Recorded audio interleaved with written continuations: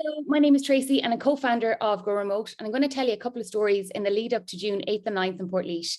So back in 2018, won't take long, I promise, we brought companies, talent, community developers together to talk about what is remote work, how does it work for profit, people and planet, and how do we maximise its potential. And a couple of pivotal things happened there, but one is that there was a head of organisational change for a large, long-established enterprise in Ireland in the room. And she called me about 2 weeks later and she said, it's all well and good to talk about, fully remote, out of the box companies, but for us transitioning, it's a completely different beast. And she explained to me that she had gone to somebody at the event and said, okay, I get it, but how do I build that business case internally? How do I do stakeholder engagement, etc.? And they had said, no problem, we'll come in for 2 days, it's €4,000. And she said, sure, I can't, we don't have a business case for it. It's a chicken and egg challenge.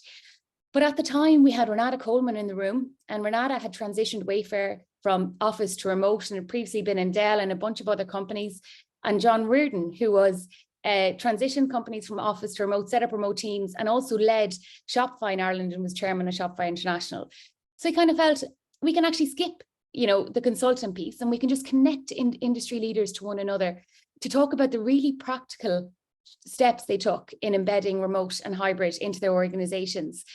And industry peers can support industry peers. And at the time, the industry wasn't really connected.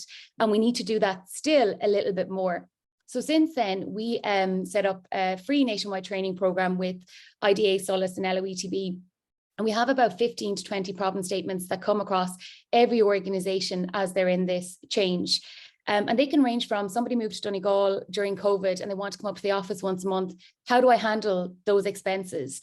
Or productivity trust, very common issues, or a range of challenges like how much is the co-working stipend? What's the benchmark for that? So in June, you can expect a lot of roundtables, a lot of really practical supports, and meeting industry leaders who are trying to handle this challenge about making remote work, both for profit and for people. And in turn then for us, the win out of that is, or what we get out of that is, if remote works for organizations, it can unlock jobs and completely transform the lives of individuals, and in turn, our local, regional and rural communities, and indeed city communities. We're not excluding those. So we hope to see you in June. Thanks a million.